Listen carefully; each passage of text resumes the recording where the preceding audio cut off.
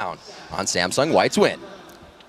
Thank you very much, guys. And right at the end of the conversation, they're bringing up the picks and bans. Looper playing Rumble, seeing the Zillion, seeing the Nami coming out. Samsung White surprising us a little bit in picks and bans, but they made it work at the end of the game. Monty, what's your take? Well, Rumble was a pick that we saw late in the regionals in Korea from SK Telecom, and it was a game that they beat Najin White Shield with in the finals.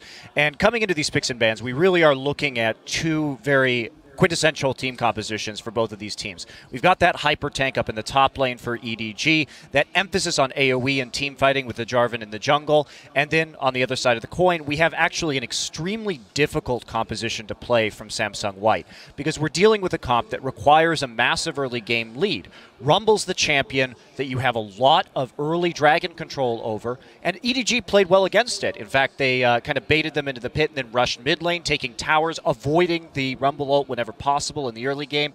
Fortunately, there was a bad fight in the jungle right there.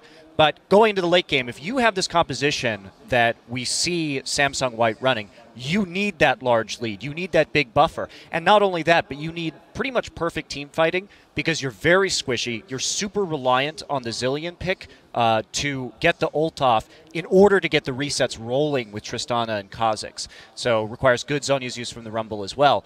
And of course, if we look at the pick and ban phase, early Zillion pick, it's a flex pick, although typically White plays it in mid, and then they have that counter pick on support with the Nami. Especially given how the pick and ban phase was going, it was pretty telegraphed that Zillion was going to end up going mid lane because they have the Rumble that they definitely want to match against Maokai. But then Zillion Tristana could absolutely just lose against Lucian Thresh, so they needed Nami as a kind of pick support, and it worked for them. But didn't you feel that Tristana Nami should also lose to Lucian Thresh? What was your take on the head-to-head matchup and how that played out? Yeah, that's something I really want to point out. How EDG started basically at their bot lane side with their jungler, which set their bot lane even farther behind. So they had to leash, and then they played against Imp and Mata, who didn't leash with Tristana and Nami. What ended up happening was the early levels are so crucial in this matchup. They allowed Tristana to just push early and sustain up and just whittle them down, as well as Thresh started with a ward and 2 potions. So every single point of that matchup where Thresh and Lucian could just abuse Nami Tristana was just not allowed to by EDG. And at the same time, those weird jungle starts influence the jungle as well. And you speak about the bot lane matchup. The matchup of Kha'Zix versus Jarvan with the Zillion passive makes it even more volatile. And we saw Jarvan struggle to get early ganks, and he fell behind in farm, while Kha'Zix was able to pick up some of the scraps from the mid lane.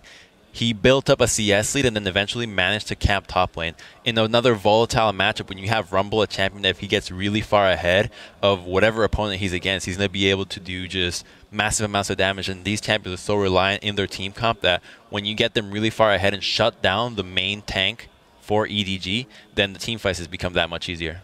I want to get back to that bottom lane point, though, Karpo was talking about a little bit, because even though they did start out with the ward, they started out with the leash, by the 3rd or 4th wave, we were equal CS. And I know you're talking about the fact that Lucian should be ahead in CS, and it should be a winning matchup, not an equal one. But the point is, we got to a point where the matchup was at least equal, which is reasonable. But it's too late. It's too late. Sure, but purely opportunity cost. You should already be so far ahead in that match. I know you're talking about being ahead. What I'm going to talk about, though, is the fact that they had an equal lane, and I talked about it in the previous show. What if Name chokes internationally? Name died in 2v2s in a winning lane matchup multiple times, and that is very unforgivable for EDG. I don't think these lanes are equal, though. You got Zillion passive. Like that, it makes a huge... You're always going to not get level 2 first. Level 3 I like that point. Let's move on. One second. I like the point. Also, Mata was a massive reason for that when he picked up the first kill.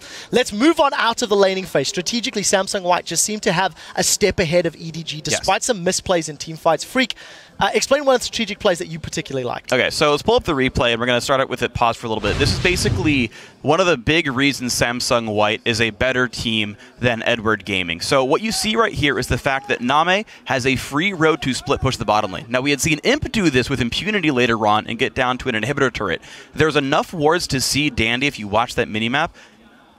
Name can split push here completely safely. Instead, he's going to give this up. Samsung White dictates and goes mid lane, and Edward Gaming the entire time is playing second fiddle and trying to play follow-up here. So roll the clip out. We're going to run it fairly fast overall just to watch the map movements, but Samsung White is actually first here.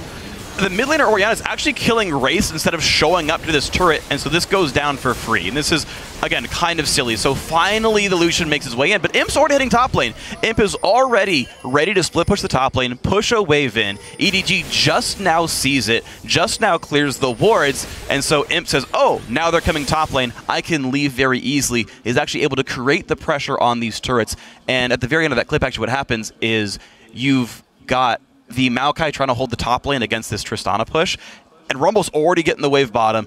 Tristana had already cleared the wave top. They've already killed the turret mid. So we actually had SSW take all 3 lanes, something useful in all 3 lanes, and Edward was like, oh shoot, go mid, oh shoot, go top, and they're just behind the entire time. Reactionary. And a big part of that, too, is the itemization that we saw on Tristana. If we noticed, it went BF Sword into static Shiv so they could get as much lane pressure early. This is a team with Rumble and with this specific composition, with the disengage from Nami, that is very concerned about taking early objectives, and they don't need Infinity Edge crits. They're not looking for those early team fights. They're there to push the waves, to have the split push, and if necessary, group around the Rumble ult a turret, and just knock the turret down as fast as possible to get that global gold lead. Let me just quickly interject and change the topic a little bit later. We've seen a big team fight following this where Samsung White delay aced Edward Gaming, got themselves a Baron. Then they sort of fiddled about for a while. A few misplays from Imp getting caught out, stalled the game out maybe a little longer than it needed to.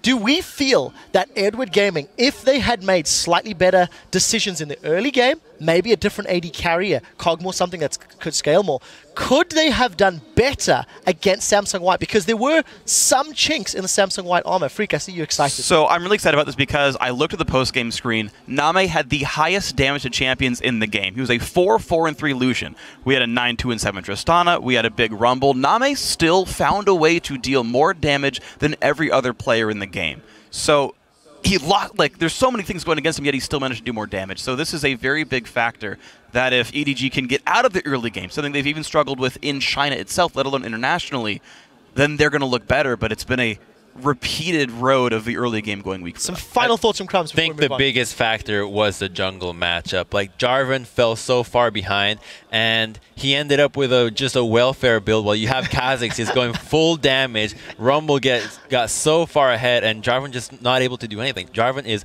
all in. Either you win or you lose really hard. Just the last point, yet again, about the early game. I agree with Freak. If you play around your AD carry, don't let him leash in a winning matchup, and then the other opposite side doesn't leash, and then all your advantage you literally throw away already, and you play from behind level 1.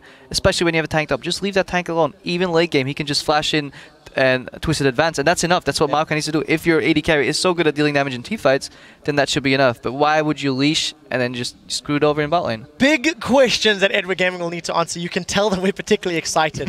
Anyways, you guys at home, you've been sharing photos with us about how you and your friends do Worlds. So let's actually take a look at some of those very quickly. First up from @GoodVibesAU from Australia Down Under. Hype Down Under, this is how we Worlds. Definitely looking pretty cool. Like your forehead, bro. Next should be some familiar faces from LCS fans. That's Fnatic's coach Aranea dropping in on Alliance, stealing them strats. And he says, since I saw so many World selfies, this is the Alliance selfie. Hashtag keep smiling, maybe? Hashtag keep smiling. Finally, we have a tweet from Jasm who says, this is how I Worlds in medical school. Let's just hope the future doctor is paying attention. I sincerely hope so, for your patience' sake. Thank you guys for sending those in. Remember to tweet your pictures to us on how you Worlds at LOL Esports, LOL Esports. Use the hashtag Worlds. And if you see big plays, World's big place. We're only just getting warmed up. After a quick break, we'll head back onto the Rift for an LCS matchup between North America's Team Solo Mid and Europe's SK Gaming. Guys, don't go anywhere. As it turns out, we're going to take a quick look at TSM preparing for their match. You can see we'll transition over to SK Gaming in a moment or two. They've got a tough challenge ahead of them playing with that substitute. Alright guys, we will be back in just a moment, so don't go anywhere. That ad break is coming up before our coverage of the 2014 World Championship continues right after this.